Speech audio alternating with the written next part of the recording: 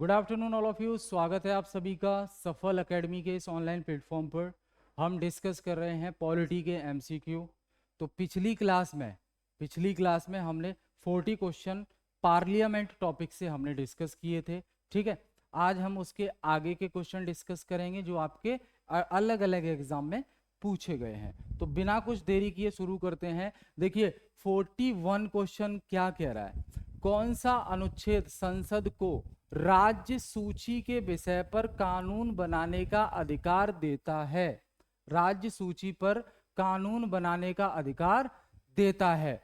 तो देखिए पिछली क्लास में मैंने आपको बताया था कि हमारे संविधान में 3 प्रकार की लिस्ट की बात की गई है, 3 प्रकार की सूची की बात की गई है। ठीक है, कौन कौन सी? तो पहली सूची जिसे हम संघ सूची कहते हैं, संघ सूची यानी कि यूनियन लिस्ट। और दूसरी जो सूची है उसे हम क्या कहते हैं? राज्य सूची यानी कि स्टेट लिस्ट। ठीक है, और तीसरी जो सूची है उसे बोलते हैं समवर्ती सूची। अब समवर्ती सूची मतलब कॉन्करेंट लिस्ट। तो 3 प्रकार की सूची का जिक्र है भारतीय संविधान में। इसका मतलब क्या है कि हर प्रकार की हर लिस्ट में अलग अलग विषय दिए गए हैं, हर लिस्ट में अलग अलग विषय शामिल हैं। वो विषय क्या कहते हैं कि किन विषयों पर कानून कौन बना सकता है, इस बात को बताते हैं। तो संघ सूची में जो विषय शामिल हैं उन पर कानून बनाने का अधिकार केंद्र सरकार का है, यानी कि संसद का है। ठीक है, और राज्य सूची में जो विषय शामिल हैं उन पर कानून बनाने का अधिकार राज्य के विधानमंडल का है, जिसमें लेजिस्लेटिव असेंबली और लेजिस्लेटिव काउंसिल दोनों आते हैं। अब समवर्ती सूची, इनमें जो विषय शामिल हैं इन पर कानून केंद्र सरकार भी बना सकती है और राज्य सरकार भी बना सकती है। ठीक है, अब सवाल पूछा है कि कौन सा अनुच्छेद संसद को राज्य सूची के विषय पर कानून बनाने का अधिकार देता है। अब ये तो अलग हो गया एकदम। क्यों? क्योंकि हम कह रहे हैं संसद सिर्फ उन विषयों पर कानून बना सकती है जो संघ सूची में शामिल हों, लेकिन राज्य सूची के विषय पर संसद कब कानून बना सकती है और ये कानून बनाने का अधिकार कौन सा अनुच्छेद दे रहा है? तो देखिए इसमें याद रखना है आपको, जो आर्टिकल 249 है, आर्टिकल 249 भारत की संसद को, इंडिया की पार्लियामेंट को ये परमिशन देता है कि वो राज्य सूची में शामिल विषयों पर कानून बना सकती है। ठीक है, राज्य रिक्वेस्ट करें तब। ठीक है, तो ये हो जाएगा आपका आर्टिकल 249 जो संसद को ये परमिशन देता है कि वो राज्य सूची में शामिल विषयों पर भी कानून बना सकती है। क्लियर है? बहुत बढ़िया। ठीक, तो ये है आपका 41 क्वेश्चन। आगे बात करेंगे हम 42 क्वेश्चन नंबर 42। गैर धन विधेयक पर संसद के हर सदन में कितने वाचन होते हैं? वाचन मतलब रीडिंग्स,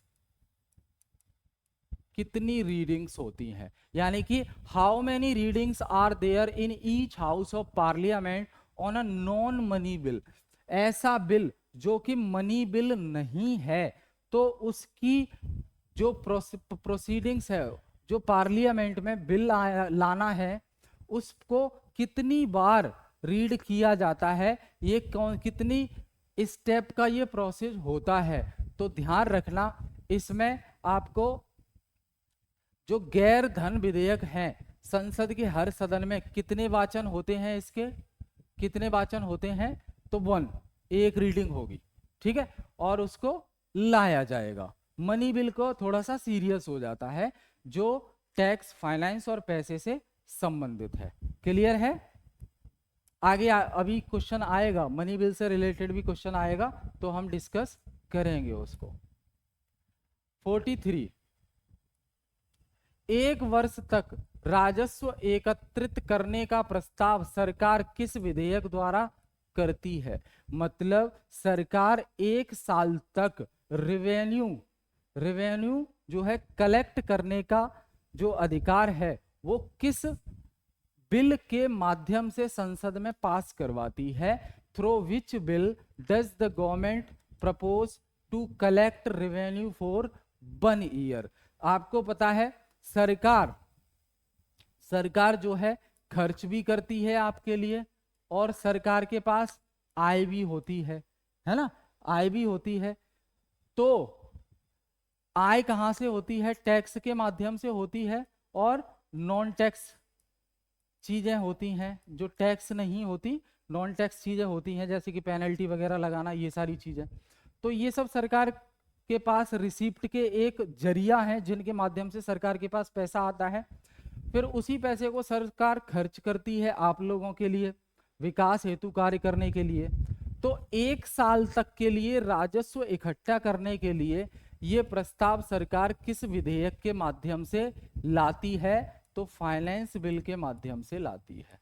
फाइनेंस बिल यानी कि वित्त विधेयक, वित्त विधेयक। क्लियर है? ठीक है, तो ये याद रखना है आपको। आगे 44 नंबर का क्वेश्चन क्या कह रहा है? देखो, संसद सदस्य को उसकी सदस्यता से निलंबित कर दिया जाएगा यदि वह लगातार सदन में अनुपस्थित रहता है। कितने दिनों तक?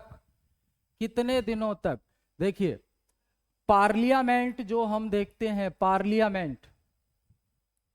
पार्लियामेंट में 2 हाउस हैं, एक लोकसभा और दूसरा राज्यसभा। लोकसभा और राज्यसभा। तो लोकसभा के जो सदस्य होते हैं उसको भी बोलते हैं मेंबर ऑफ पार्लियामेंट, और राज्यसभा के जो सदस्य हैं उसको भी बोलते हैं मेंबर ऑफ पार्लियामेंट। बस दोनों चुने अलग अलग तरीके से जाते हैं, क्योंकि लोकसभा के जो मेंबर ऑफ पार्लियामेंट हैं वो प्रत्यक्ष चुनाव से चुने जाते हैं, डायरेक्ट इलेक्शन से, और राज्यसभा के जो मेंबर ऑफ पार्लियामेंट हैं वो अप्रत्यक्ष चुनाव से चुने जाते हैं, यानी कि इनडायरेक्ट इलेक्शन से। ठीक है, लेकिन दोनों होते मेंबर ऑफ पार्लियामेंट हैं। अब ये पार्लियामेंट के मेंबर ऑफ पार्लियामेंट बन गए, सांसद बन गए, तो सदन में भी तो आएंगे भाई। जनता ने, आप लोगों ने, हम लोगों ने इनको चुनकर क्यों भेजा है? जिससे आपकी समस्याएं ये सदन में उठाएं और सरकार उस पर ध्यान केंद्रित करे, और सरकार उस पर कानून बनाए, योजना बनाए, और आपकी समस्याओं का समाधान हो। तो इसके लिए जरूरी है कि ये सभी मेंबर ऑफ पार्लियामेंट रेगुलर, जब भी संसद के सत्र चलें तब रेगुलर पार्लियामेंट में जाएं। आपके लिए होता है।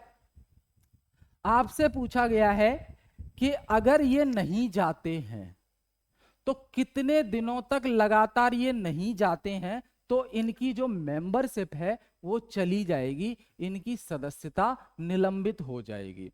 तो ध्यान रखना, अगर कोई भी सांसद यानी कि मेंबर ऑफ पार्लियामेंट लगातार 60 दिन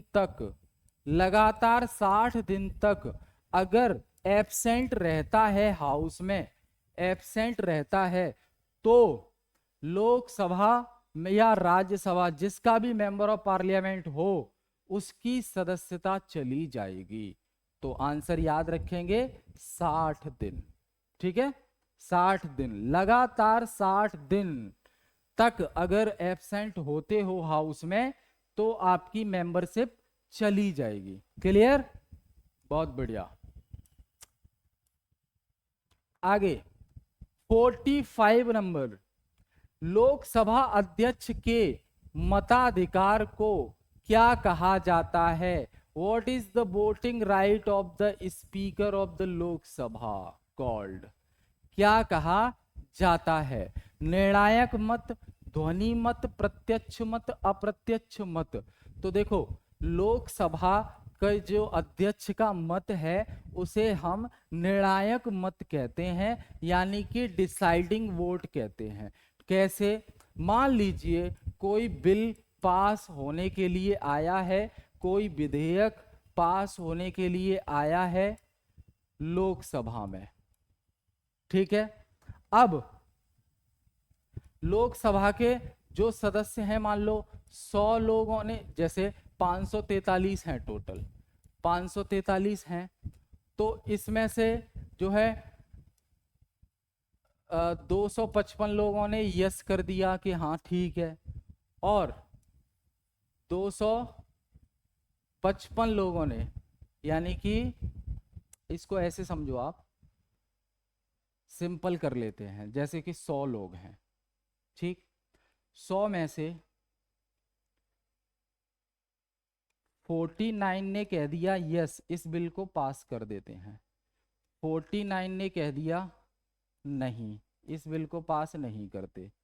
तो मान लीजिए लोकसभा का स्पीकर एक वोट और देगा, तो एक वोट फिर जिस पक्ष में चला जाएगा उधर ज्यादा हो जाएंगे, तो वो निर्णायक मत हो गया, डिसाइडिंग फैक्टर हो गया। इस वोट के आधार पर ही तो ये डिसाइड हो रहा है कि मेजॉरिटी किधर जा रही है, बहुमत किधर जा रहा है, समर्थन सबसे ज्यादा किसको मिल रहा है, कौन लोग हैं जो समर्थन कर रहे हैं, कौन सा वो ग्रुप है जो समर्थन कर रहा है, ठीक है।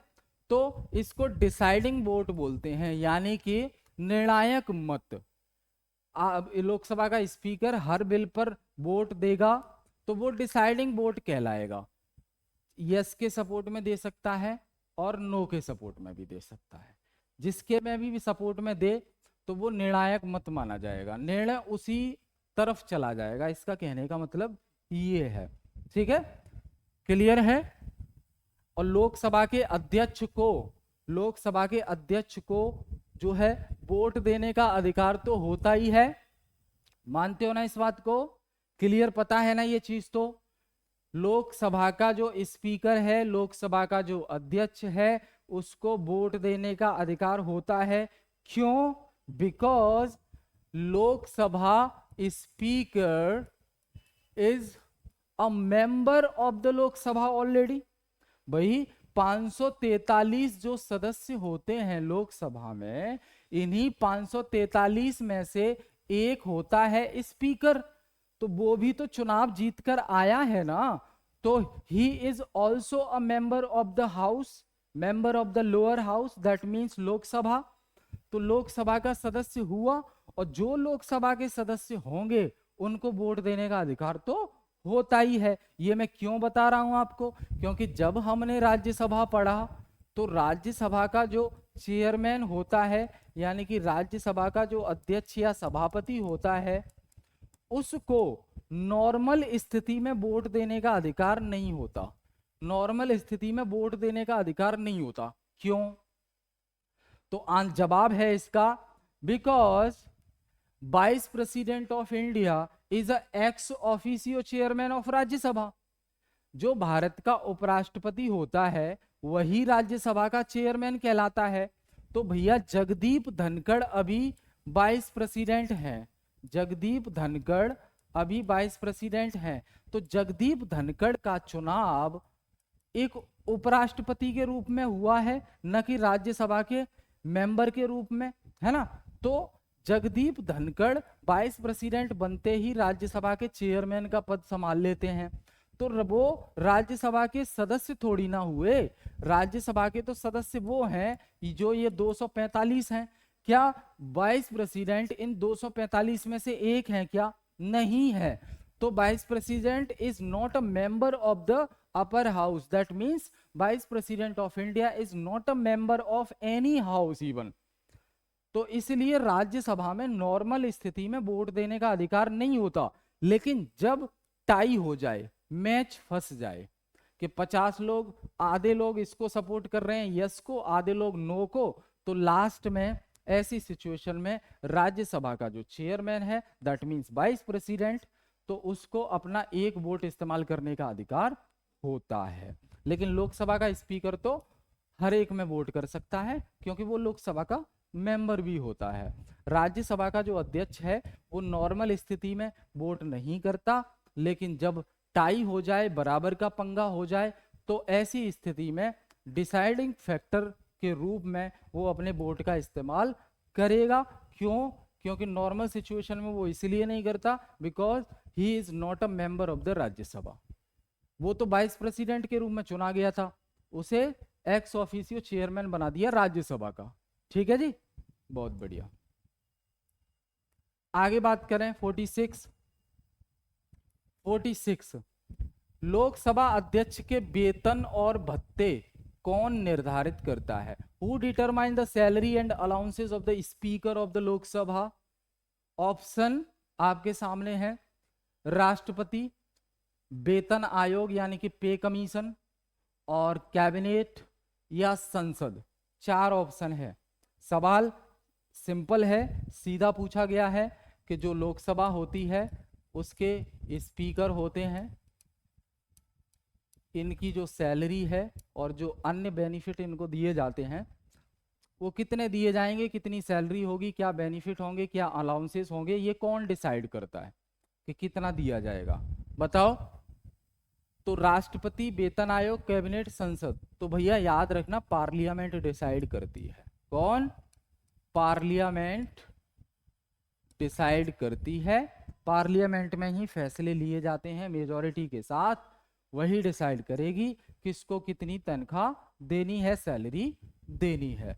तो ये पार्लियामेंट के पास अल्टीमेट अथॉरिटी होती है। ठीक है, क्लियर? सवाल है आपके लिए, कमेंट में जरूर बताना। हमने इंडिया में पार्लियामेंट्री सिस्टम फॉलो होता है, भारत में संसदीय व्यवस्था फॉलो की जाती है, न कि राष्ट्रपति व्यवस्था, है ना। तो इंडिया में ये जो हम पार्लियामेंट्री सिस्टम फॉलो करते हैं गवर्नमेंट का, ये पार्लियामेंट्री सिस्टम हमने किस देश के संविधान से या किस देश से कॉपी किया है? ठीक है, जवाब कमेंट में देना। क्वेश्चन आगे डिस्कस करते हैं हम। 46 लोकसभा अध्यक्ष के वेतन भत्ते, ये तो हो गया ना, हाँ ठीक है, क्लियर। चलिए ठीक है, आगे 47 लोकसभा सचिवालय प्रत्यक्ष रूप से किसके कंट्रोल में रहता है, किसके अंडर में काम करता है? Under whose direct control does the Lok Sabha secretariat, Lok Sabha का जो सचिवालय है वो किसके अंडर में काम करता है? तो home ministry, ministry of parliamentary affairs, Lok Sabha speaker, president. गृह मंत्रालय, संसदीय कार्य मंत्रालय, लोकसभा अध्यक्ष और राष्ट्रपति। ध्यान रखना लोकसभा हाउस है और इसी का एक सचिवालय बना है जहां पे लोकसभा से संबंधित काम होता है।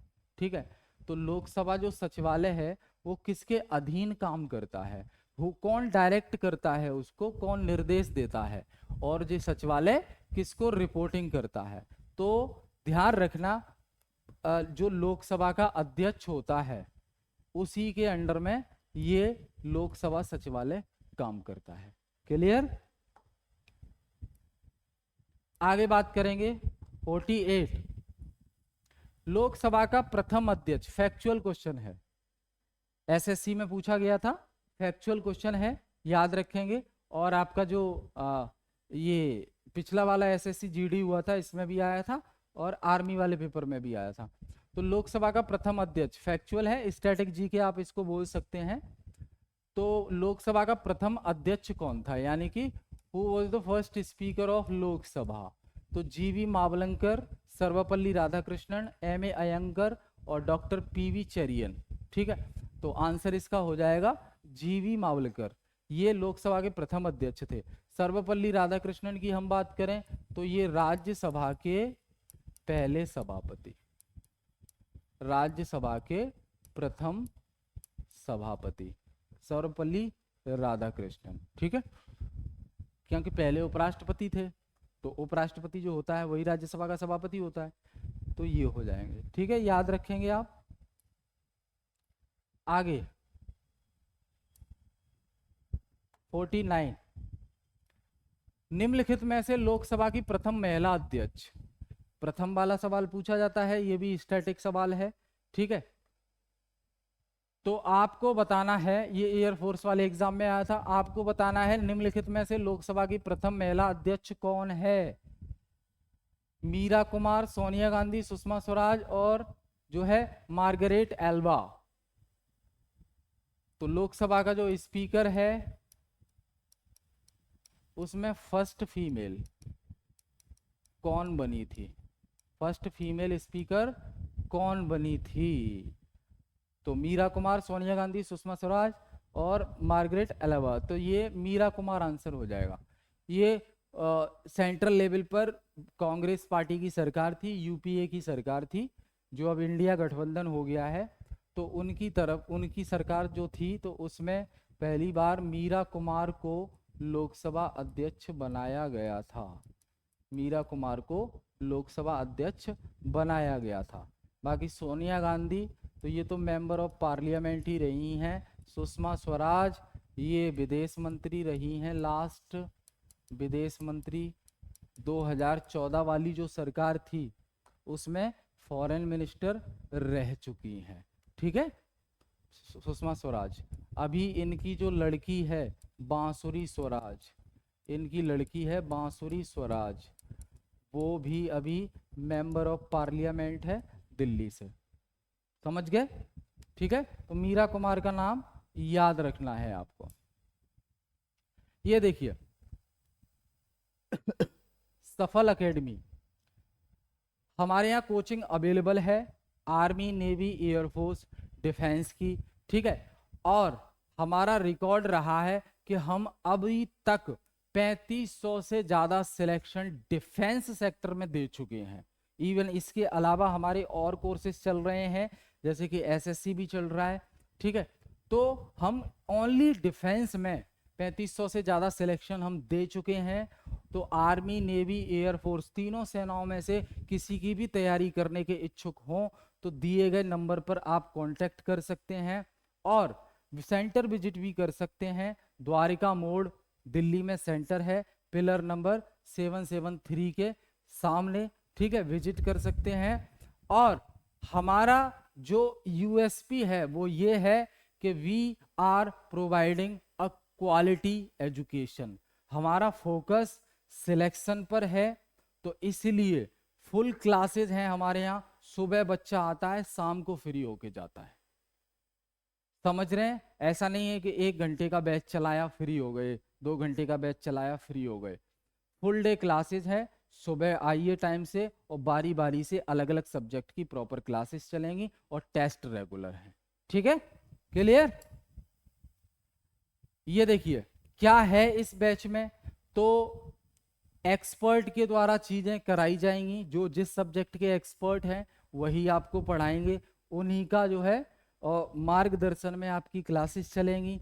और डिजिटल बोर्ड के माध्यम से क्लासेस रहेंगी, तो कहीं भी कोई क्वालिटी को कंप्रोमाइज करता हुआ कोई नहीं दिखेगा आपको। ठीक है, और हर सब्जेक्ट के आपके जो है टॉपिक वाइज स्टडी मटेरियल है, और टॉपिक वाइज पूरे कोर्स में जितने भी टॉपिक्स हैं टॉपिक्स वाइज टेस्ट हैं आपके। ठीक, और जितने भी अब तक क्वेश्चंस हो चुके हैं वो हर टीचर टॉपिक के बाद क्लास में डिस्कस कर रहे हैं। और परीक्षा से सबसे पहले सिलेबस हो जाने के बाद और परीक्षा वाले दिन इनके बीच का जो समय है वो आपका रिवीजन पर फोकस किया जाता है, जिससे कुछ चीजें अगर मिस हो गई हों, माइंड से स्किप हो गई हों, तो वो दोबारा से आप जो है रिकॉल कर पाएं। ठीक है, कोर्स भले ही पूरा हो जाए लेकिन जब तक आपका एग्जाम नहीं होगा तब तक टेस्ट, प्रैक्टिस और रिवीजन के लिए आप हमसे कनेक्ट रहेंगे। क्लियर? तो ये कॉल कर सकते हैं आप अधिक जानकारी के लिए। अगला क्वेश्चन पढ़िए। अगला क्वेश्चन क्या कह रहा है? Question number 50।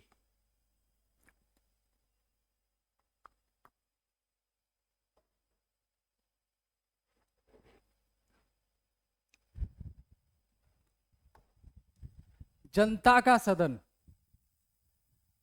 लोकसभा को नाम किस वर्ष दिया गया? यानी कि पहले हाउस ऑफ कॉमन बोलते थे, हाउस ऑफ कॉमन, ये जो लोकसभा है ना, इसको पहले हाउस ऑफ कॉमन बोलते थे, लेकिन फिर इसको लोकसभा बोलने लगे, लोकसभा बोलने लगे। वैसे ही राज्यसभा जो आप सुनते हैं, इसको पहले बोलते थे council of state, council of state, अब बोलते हैं राज्यसभा, अब बोलते हैं राज्यसभा। तो हाउस ऑफ कॉमन को लोकसभा कब से कहने लगे, काउंसिल ऑफ स्टेट को राज्यसभा कब से कहने लगे? तो बेटा याद रखेंगे, अगस्त 1954, अगस्त 1954 से हम हाउस ऑफ कॉमन को लोकसभा कहने लगे और काउंसिल ऑफ स्टेट को राज्यसभा कहने लगे। ठीक है, क्योंकि वो अंग्रेजों के टाइम के नाम थे, हमने अपने हिसाब से नाम दिए लोकसभा और राज्यसभा। एग्जाम में क्वेश्चन अभी भी पूछे जाते हैं कि हाउस ऑफ कॉमन किस हाउस को जाना जाता है, हाउस ऑफ कॉमन के नाम से, और काउंसिल ऑफ स्टेट के नाम से किस हाउस को जाना जाता है। तो ये आपको दोनों चीजें याद रखनी है। ठीक है, क्लियर? चलिए आगे बात करेंगे। राज्यसभा के सदस्यों का चुनाव किसके द्वारा किया जाता है? बड़ा ही इंपॉर्टेंट क्वेश्चन है, आसान क्वेश्चन है और एग्जाम में बार बार पूछे जाने वाला प्रश्न है। तो राज्यसभा के जो सदस्यों का चुनाव होता है वो किसके लिए होता है? तो अभी जस्ट थोड़ी देर पहले मैंने आपको बताया कि लोकसभा का जो चुनाव है वो डायरेक्ट रूप से होता है, वहीं राज्यसभा का जो चुनाव है वो इनडायरेक्ट रूप से होता है। लोकसभा के चुनाव में जनता सीधे पार्टिसिपेट करती है, अपना वोट कास्ट करती है, और राज्यसभा के चुनाव में जनता वोट नहीं देती। तो कौन देता है वोट? तो राज्यसभा के चुनाव में वोट कौन देता है, यही सवाल आपसे पूछा गया है। तो ध्यान रखना, उस राज्य के जो विधायक होते हैं, उस राज्य के जो विधायक हैं एमएलए, वो वोट देते हैं, जनता वोट नहीं देती। ठीक है, तो विधानसभा के चुने हुए सदस्यों द्वारा, विधान परिषद के चुने हुए सदस्यों द्वारा, या लोकसभा के द्वारा, या राज्यसभा के द्वारा। ठीक है, तो विधायक बोला मैंने, यानी कि विधानसभा के चुने हुए सदस्यों द्वारा। जो लेजिस्लेटिव असेंबली होती है स्टेट में, इस स्टेट में जो लेजिस्लेटिव असेंबली होती है उसके जो मेंबर होंगे उन्हें एमएलए बोलते हैं, और यही एमएलए राज्यसभा के सदस्यों के लिए, जो 233 सदस्य होते हैं राज्यसभा में जिनका इनडायरेक्ट चुनाव होता है, उनके लिए वोट देने जाते हैं। क्योंकि 233 प्लस 12, ये 12 तो नॉमिनेटेड होते हैं जिनका कोई चुनाव नहीं होता, भारत के राष्ट्रपति इनको नॉमिनेट कर देते हैं। अब आपका सवाल है, कमेंट में आपको बताना है कि जिन 12 लोगों को राष्ट्रपति बिना चुनाव को डायरेक्ट नॉमिनेट कर देते हैं राज्यसभा में और सदस्य बना देते हैं, तो ये 12 लोग किस फील्ड से होते हैं, किस क्षेत्र से होते हैं? कमेंट में आंसर जरूर करना है आपको, सभी क्षेत्रों के नाम बताना है। ये 12 लोग किन किन क्षेत्रों से हो सकते हैं जिन्हें राष्ट्रपति बिना चुनाव के मेंबर बना देता है। क्लियर? तो इसका आंसर हो जाएगा अ, और जो सवाल मैंने पूछा है उसका आंसर आप कमेंट में देंगे। आगे बात करेंगे 52, राज्य सूची के विषय पर संसद को कानून बनाने की शक्ति है। रिलेट कीजिए, अभी जो क्वेश्चन पूछा है इससे पहले उसी से रिलेट करेंगे तो भी आंसर दे देंगे। स्टेट लिस्ट में जो विषय शामिल हैं उन पर अगर संसद कानून बनाना चाहे तो किसको ये अधिकार है कानून बनाने का? तो भैया राज्यसभा को है। क्यों? क्योंकि राज्यसभा में जो लोग आते हैं वो राज्यों से चुनकर आते हैं, जैसे कि दिल्ली से, है ना, दिल्ली से आए 3, हरियाणा से आए 5। इस प्रकार अलग अलग राज्य से राज्यसभा में सदस्य चुन के आते हैं, वो अपने राज्य का मुद्दा उठाते हैं। ठीक है, तो राज्य सूची पर अगर संसद कानून बनाती है तो संसद के अंदर 2 हाउस होते हैं, एक लोकसभा दूसरा राज्यसभा। तो राज्यसभा सूची पर आधारित विषय पर अगर कोई कानून है तो उस कानून को बनाने का अधिकार संसद के अंदर राज्यसभा के पास है। ठीक है जी, बहुत बढ़िया। आगे बात करेंगे 53, राष्ट्रपति और उपराष्ट्रपति के चुनाव के तथा सर्वोच्च न्यायालय और उच्च न्यायालय के न्यायाधीशों को हटाने में भाग लेता है। बड़ा ही इंटरेस्टिंग क्वेश्चन है, एनडीए वाला सवाल है ये, एनडीए वाला सवाल है, 2018 में पूछा गया, 2018 में पूछा गया। ठीक है, तो आपसे पूछा जा रहा है कि राष्ट्रपति और उपराष्ट्रपति के चुनाव में मतलब वो कौन लोग हैं, वो कौन है जो राष्ट्रपति के चुनाव में भी भाग लेते हैं वोट देने में, उपराष्ट्रपति के चुनाव में भी भाग लेते हैं, सुप्रीम कोर्ट के जज को हटाने की जब बारी आए तो उसमें भी वो भूमिका अदा करते हैं, हाई कोर्ट के जजेस को हटाने की जब बारी आए तो उसमें भी वो अपनी एक भूमिका अदा करते हैं। तो इन चारों चीजों में जिनका रोल है वो है कौन? क्या रक्षा मंत्रालय, क्या लोकसभा, क्या प्रधानमंत्री कार्यालय, या भारतीय प्रतिभूति और विनियामक बोर्ड? तो ये तो क्लियर समझ में आ रहा होगा आपको। भाई राष्ट्रपति उपराष्ट्रपति के चुनाव में वोट कौन देता है? लोकसभा के मेंबर देते हैं ना, मतलब और भी देते हैं, राज्यसभा के भी देते हैं, एमएलए भी देते हैं, लेकिन लोकसभा के तो देते हैं इन ऑप्शन के बिहाफ पे देखा जाए तो। उपराष्ट्रपति के चुनाव में भी लोकसभा के देते हैं वोट। सर्वोच्च न्यायालय सुप्रीम कोर्ट के जजेस का अगर इम्पीचमेंट करना हो, महाभियोग प्रक्रिया चला के इनको पद से हटाना हो, तो ये इनमें भी वोटिंग का राइट लोकसभा के सदस्यों के पास है, बिल्कुल है।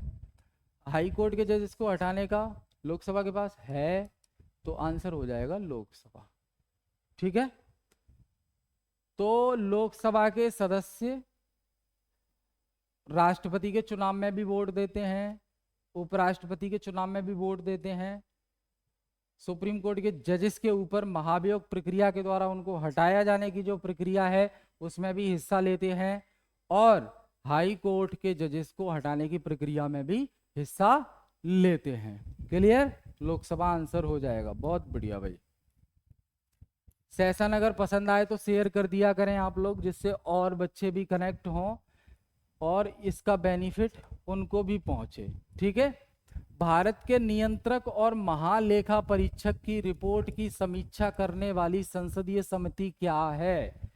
The parliamentary committee to review the report of the controller and auditor general of India, CAG, controller and auditor general of India, CAG एक रिपोर्ट तैयार करता है ना, ऑडिटिंग रिपोर्ट, चाहे भारत सरकार हो या स्टेट, मतलब सेंट्रल गवर्नमेंट हो या स्टेट गवर्नमेंट हो, सबकी रिपोर्ट करने का काम, रिपोर्ट तैयार करने का काम, ऑडिटिंग का काम CAG का होता है। तो CAG की जो रिपोर्ट है उसको रिव्यू करने का काम, उसको रिव्यू करने का काम संसद की कौन सी समिति करती है, कौन सी कमेटी करती है? तो आकलन समिति, प्रवर समिति, लोक लेखा समिति, या इनमें से कोई नहीं। तो पब्लिक अकाउंट कमेटी यानी कि लोक लेखा समिति जो है समीक्षा करने का काम करती है ना। तो CAG की रिपोर्ट में ये बताया जाता है कि भारत सरकार ने इस फाइनेंशियल ईयर में कितना पैसा खर्च किया, कितना कमाया, उसका हिसाब किताब पूरा। क्लियर है? बहुत बढ़िया। अच्छा बताओ, अब कमेंट में बताओ, CAG को अपॉइंट कौन करता है? जो CAG होता है, controller and auditor general of India, उसको उसके पद पर अपॉइंट कौन करता है? बताएं, कमेंट में आंसर दें।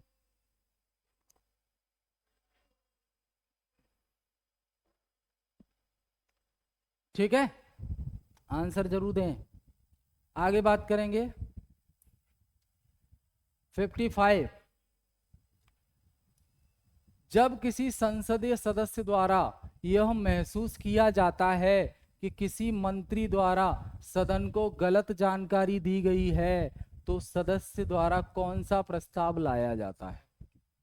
क्वेश्चन समझिए ध्यान से। पहले कोई भी संसद का एक सदस्य है, उसको ये लग रहा है, संसद की जो कार्यवाही है वो चल रही है, अब उसी में से संसद के किसी एक सदस्य को ये लग रहा है कि जो मंत्री बोल रहे हैं अभी लोकसभा में खड़े होके, वो हाउस को गलत जानकारी दे रहे हैं, तो सदस्य द्वारा कौन सा प्रस्ताव लाया जाएगा?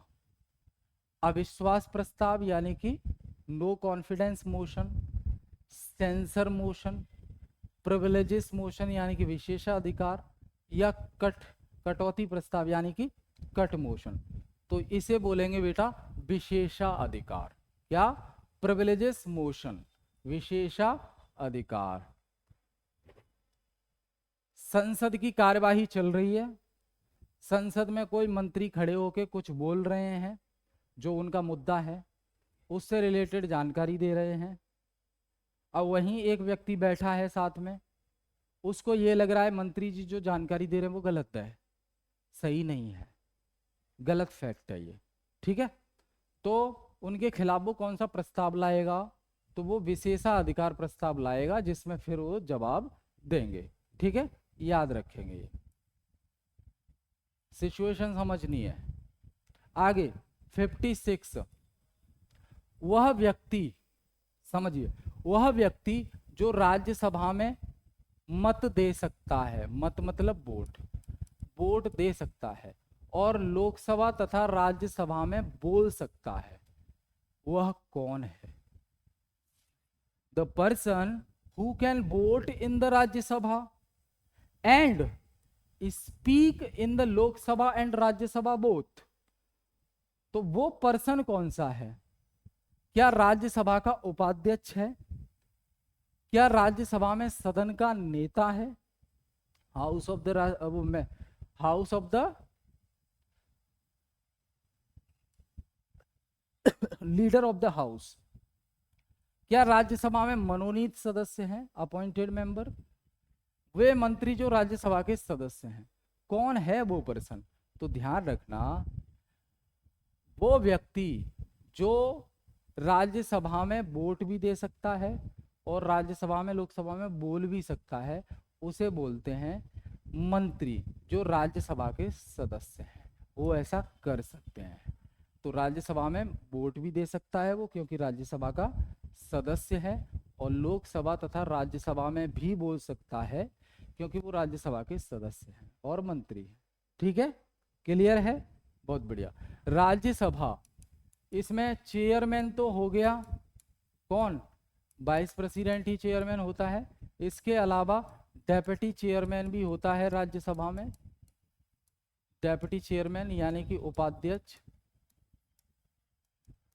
ये तो जब चेयरमैन गायब होते हैं तो डेप्यूटी चेयरमैन उनकी जगह जाके जिम्मेदारी संभाल लेते हैं। ठीक है, आगे बात करेंगे 57। 57 में ये कह रहा है कि लोकसभा का जो सचिव होता है, जो कि अपने विभाग का मुख्य होता है, कौन है? इसके बारे में ऑप्शन दिए हैं। The secretary of the Lok Sabha, Lok Sabha का सचिव, सेक्रेटरी ऑफ द लोकसभा। इसके बारे में ये कुछ पॉइंट्स हैं, तो कौन सा सही है वो आपको बताना है। तो secretary of the Lok Sabha is elected by the Lok Sabha. क्या लोकसभा द्वारा चुना जाता है वो? क्या संसद के दोनों सदनों द्वारा चुना जाता है?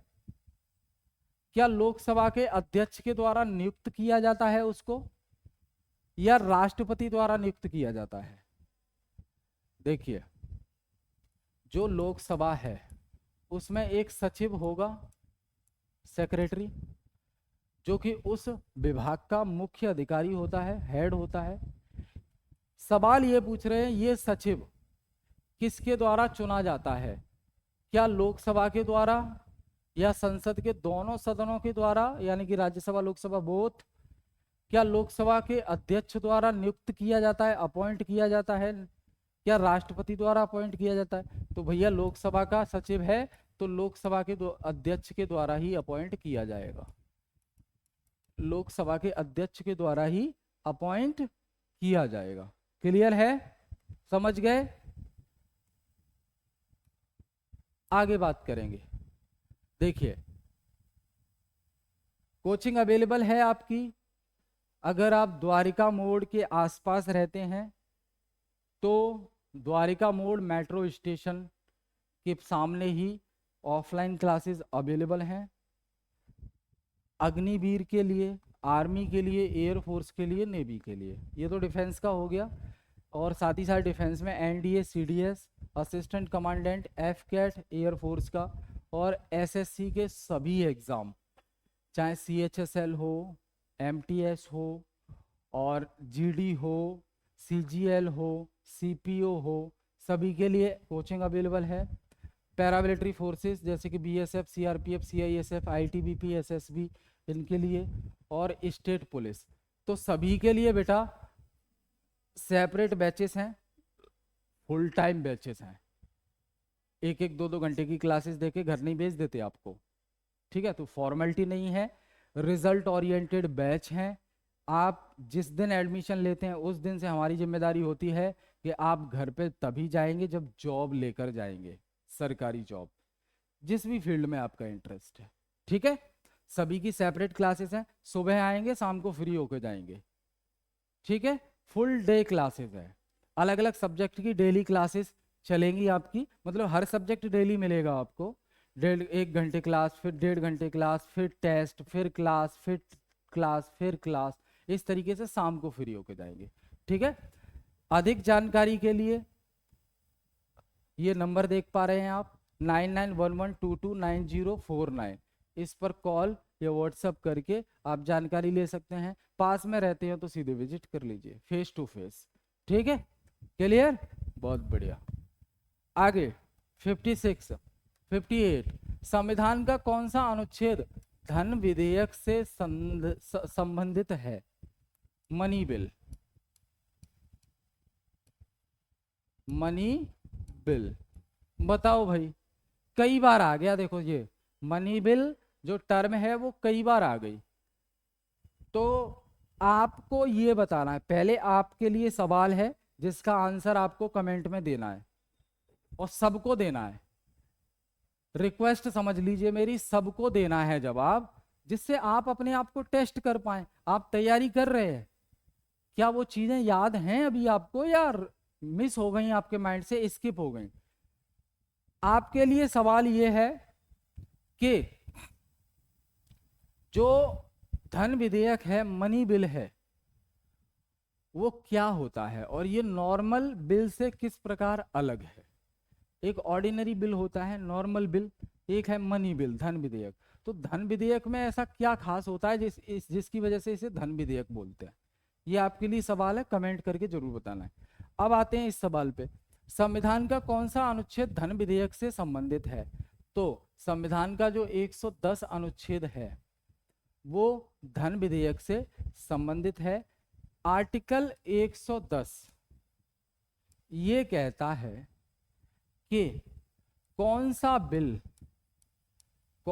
बिल मनी बिल होगा या नहीं, इस बात का निर्णय, इस बात का डिसीजन कौन लेगा? लोकसभा के स्पीकर। कौन लेगा? लोकसभा के स्पीकर इस बात का निर्णय लेंगे, and that will be the final decision, और वो अंतिम फैसला माना जाएगा। And that will be the final decision, वो अंतिम फैसला माना जाएगा, ठीक है? अब इसी से ऊपर एक आर्टिकल होता है, आर्टिकल 109, इसमें बोला गया है कि जो मनी बिल होगा वो हमेशा लोकसभा में इंट्रोड्यूस किया जाएगा, लोकसभा में इंट्रोड्यूस किया जाएगा, ऐसा आर्टिकल 109 बोलता है। वहीं 110 बोलता है कि भैया ये कौन बताएगा कि कौन सा विधेयक धन विधेयक है? क्या हम अपनी तरफ से मान लें कि ये विधेयक धन विधेयक है? ऐसे तो सब लोग अलग अलग बोलेंगे, कुछ बोलेंगे है, कुछ बोलेगा नहीं है। तो फाइनल व्यक्ति वो कौन है जिसकी बात मानी जाएगी? तो आर्टिकल 110 कह रहा है कि कौन सा बिल मनी बिल है, कौन सा नहीं है, इस बात का निर्णय लोकसभा का अध्यक्ष करेगा, and that will be the final decision according to article 110, और वह अंतिम फैसला माना जाएगा। बहुत बढ़िया, आंसर जरूर देना है, ठीक है। हाँ, 59, लोकसभा का कार्यकाल कितनी बार 6 वर्ष तक बढ़ाया गया है?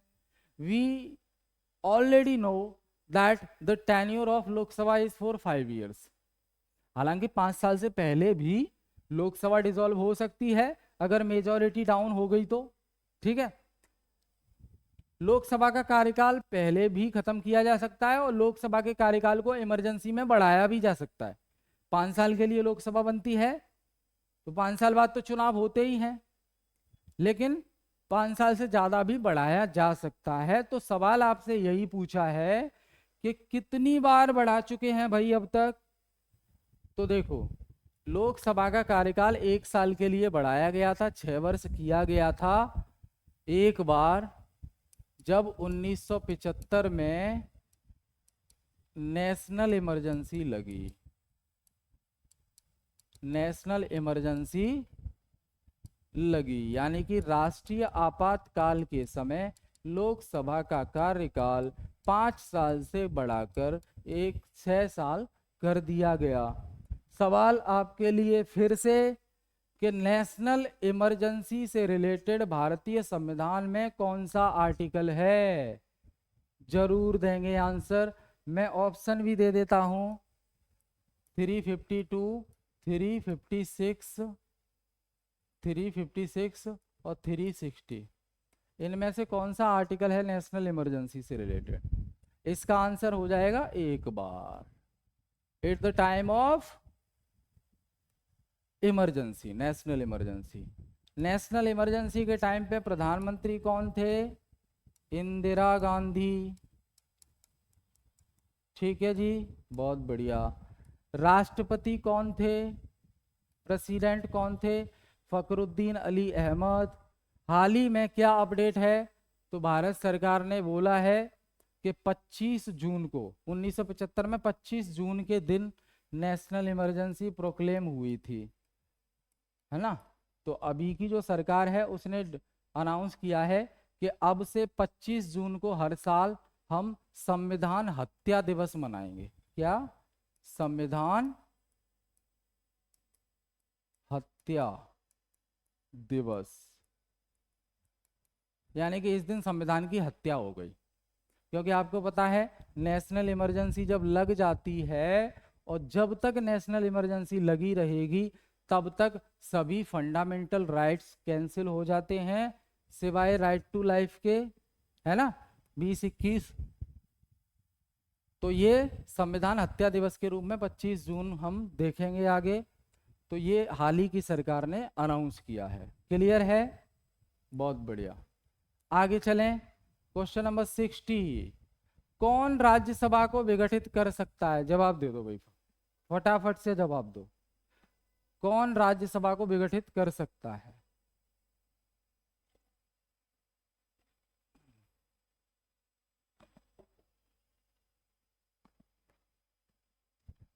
अब सोच समझ के आंसर देना, ऑप्शन पढ़ के देख लो।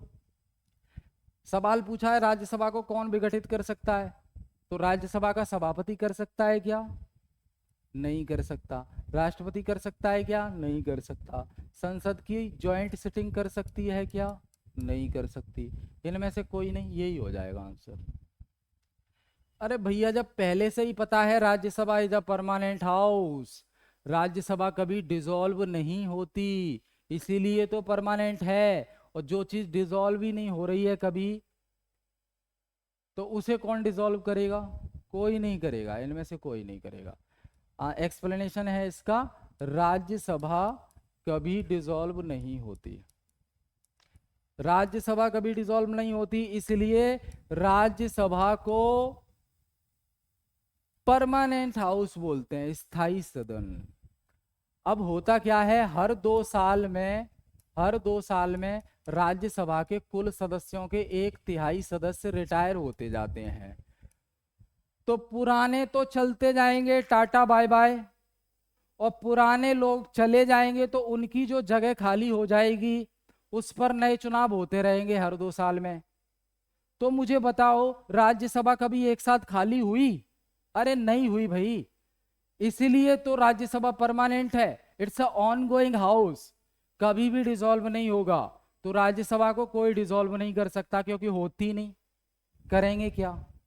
कर लो, क्या करोगे? कुछ नहीं कर पाओगे। 61, भारतीय संसद की कार्यवाही में अपनाया जाने वाला शून्यकाल क्या है? 0 आवर्स। 0 आवर्स क्या होता है भाई? 0 आवर्स क्या होता है संसद की कार्यवाही में? ये टर्म क्या होती है? तो प्रश्नकाल के पहले का समय होता है ये, या अधिवेशन का प्रथम घंटा होता है आवर्स, या प्रश्नकाल के तुरंत बाद का समय होता है, या विशेषाधिकार प्रस्ताव की स्वीकृति होती है। तो देखो, जब क्वेश्चन आवर्स चलता है संसद में, तो क्वेश्चन आवर्स के तुरंत बाद का जो समय है उसे ही हम 0 आवर्स बोलते हैं। 0 आवर्स बोलते हैं। तो देखो, the time immediately after question hours, question hour के जस्ट बाद का जो टाइम है उसे 0 आवर्स बोला जाता है। क्वेश्चन पूछते हैं इसमें लोग, है ना। 62, लोकसभा द्वारा पारित धन विधेयक राज्यसभा द्वारा भी पारित मान लिया जाता है यदि उच्च सदन उस पर किसी समय सीमा में कार्य संपादन न कर सके। देखो, आर्टिकल 109 के अनुसार जो धन विधेयक होगा वो सिर्फ पहले राज्यसभा में ही इंट्रोड्यूस होगा, सॉरी, पहले लोकसभा में ही इंट्रोड्यूस किया जाएगा, उसके बाद राज्यसभा में जाएगा। अब राज्यसभा में जब भेजा गया तो राज्यसभा के रिस्पॉन्स का इंतजार अधिकतम कितने दिनों तक करेगी लोकसभा, और राज्यसभा आंसर नहीं देती है तो राज्यसभा में उसे पास हुआ मान लिया जाएगा। तो ऐसे कितने दिनों का रिस्पॉन्स, कितने दिनों तक लोकसभा इंतजार करेगी? तो 14 दिन तक। 14 दिन तक, ठीक है। यानी कि लोकसभा में तो मनी बिल इंट्रोड्यूस होगा और इसे राज्यसभा में भेजा जाएगा। राज्यसभा ने कोई रिस्पॉन्स नहीं दिया तो लोकसभा 14 दिन तक तो इंतजार करेगी और 14 दिन बाद इसे राज्यसभा में पास हुआ मान लिया जाएगा, दोबारा से भेजने की जरूरत नहीं है। तो एक तरह से फॉर्मेलिटी है राज्यसभा में भेजने की, ठीक है। आगे, भारतीय संसद की सबसे महत्वपूर्ण विशेषता क्या है? भारतीय संसद की सबसे महत्वपूर्ण विशेषता क्या है? तो भारत की संसद की सबसे महत्वपूर्ण विशेषता ये है कि इसमें 2 हाउस के अलावा राष्ट्रपति भी शामिल होता है ना, प्रेसिडेंट भी शामिल होता है इसमें भारत की संसद में। तो according to article 79 there are 3 organs of parliament of India, Lok Sabha, Rajya Sabha and president. तो ये भारतीय संसद की महत्वपूर्ण विशेषता है कि भारतीय संसद का एक अंग राष्ट्रपति भी होता है। तो ये हो जाएगा आपका president, it includes the president. बहुत बढ़िया। आगे बात करेंगे, निम्न में से कौन हमारे देश के दोनों सदनों का सदस्य नहीं होता? लोकसभा और राज्यसभा। तो इनमें से वो कौन व्यक्ति है जो ना तो इसका सदस्य होता है ना इसका सदस्य होता है? तो भैया राष्ट्रपति। राष्ट्रपति ना तो लोकसभा का सदस्य होता, ना राज्यसभा का होता, ना विधानसभा का होता है सदस्य, ना विधान परिषद का होता है। तो राष्ट्रपति आंसर हो जाएगा, ठीक है। राष्ट्रपति बनने के लिए कंडीशन ही ये होती है कि आपको किसी भी हाउस का मेंबर नहीं होना है। 65, क्षेत्रफल की दृष्टि से निम्नलिखित में से कौन सा लोकसभा संसदीय चुनाव सबसे बड़ा है? यानी कि अगर एरिया वाइज देखें तो वो कौन सी लोकसभा का क्षेत्र है जो सबसे बड़ा है एरिया वाइज? तो हाल ही में बनी यूनियन टेरिटरी लद्दाख। लद्दाख सबसे बड़ा है क्षेत्रफल में, जहां से लोकसभा का सदस्य चुनकर आता है। ठीक है, क्लियर? बहुत बढ़िया। आगे बात करेंगे 66। यदि संसद को राज्य सूची के किसी विषय के संबंध में कानून बनाना है तो इसके लिए प्रस्ताव पेश किया जाएगा कहां पर? तो भैया अभी बात की हमने, पिछले क्वेश्चन में थोड़ा घुमा के आया था वो, है ना, ये 2016 का है क्वेश्चन। राज्यसभा में अगर भारत की संसद राज्य सूची में शामिल विषय पर कानून बनाना चाहती है तो प्रस्ताव सबसे पहले राज्यसभा में लाना पड़ेगा, क्योंकि राज्यसभा में राज्यों से लोग चुनकर आते हैं, इसलिए उसको राज्यों का परिषद भी कहा जाता है, काउंसिल ऑफ स्टेट भी कहा जाता है। ठीक, बहुत बढ़िया। 67। निम्नलिखित में से किस विधेयक को राज्यसभा से आरंभ नहीं किया जा सकता? तो भैया money bill. Money bill according to article 109 money bill की शुरुआत हमेशा लोकसभा से होगी। तो आपसे पूछा है वो कौन सा विधेयक है जिसकी शुरुआत राज्यसभा से नहीं होगी? तो मनी बिल, धन विधेयक। ठीक है, बहुत बढ़िया। आगे देखें 68। लोकसभा में किसी विधेयक को धन विधेयक के रूप में मंजूरी निम्न में से कौन देता है? तो आर्टिकल 1010 के अकॉर्डिंग लोकसभा का जो स्पीकर है वही डिसाइड करेगा which bill is a money bill और not, and that will be the final decision. तो लोकसभा का अध्यक्ष अकॉर्डिंग टू आर्टिकल 110 कि कौन सा विधेयक धन विधेयक है या नहीं, इस बात की मंजूरी लोकसभा का अध्यक्ष देगा। क्लियर? बहुत अच्छे, आप तो बहुत होशियार हो गए। अल्लो भैया, प्रोटेम स्पीकर बताओ। बड़ी बहस हुई इस बार, राहुल गांधी जी ने बड़ी बहस की कि प्रोटेम स्पीकर किसको बनाया जाए। तो प्रोटेम स्पीकर का काम क्या होता है? पहली बात तो समझ लीजिए, एक टेम्परेरी स्पीकर बनाया जाता है। जब नई नई लोकसभा आती है तो एक टेम्परेरी स्पीकर बनाया जाता है। अब लोकसभा के सदस्यों में जो सबसे सीनियर मेंबर होगा एक्सपीरियंस वाइज, उसी को प्राथमिकता दी जाती है। तो प्रोटेम स्पीकर का काम क्या होता है? तो प्रोटेम स्पीकर का काम होता है कि जो नए नए सदस्य चुनकर आए हैं, कंगना रनौत वगैरह, या मतलब 543 सदस्य, उनको शपथ दिलाना और लोकसभा के अध्यक्ष का चुनाव करवाना। क्योंकि प्रोटेम स्पीकर तो एक टेम्परेरी स्पीकर हो गया, परमानेंट स्पीकर चाहिए ना, लोकसभा का स्थायी अध्यक्ष चाहिए ना। तो नए सदस्यों को शपथ दिलवाने का काम प्रोटेम स्पीकर का होता है और लोकसभा के अध्यक्ष का चुनाव करवाने का काम प्रोटेम स्पीकर का होता है। प्रोटेम स्पीकर तब तक अपने पद पर बना रहेगा जब तक कि लोकसभा का स्थायी अध्यक्ष चुनकर ना आ जाए, परमानेंट स्पीकर चुनकर ना आ जाए। जैसे कि अभी हैं ओम बिरला, ये कौन है? ये स्पीकर हैं, परमानेंट स्पीकर हैं, 5 साल तक रहेंगे। क्लियर? तो सी आंसर हो जाएगा इसका। बहुत बढ़िया। आगे बात करें, संसद की संयुक्त अधिवेशन की अध्यक्षता कौन करता है? तो आर्टिकल 108 के अकॉर्डिंग भारत के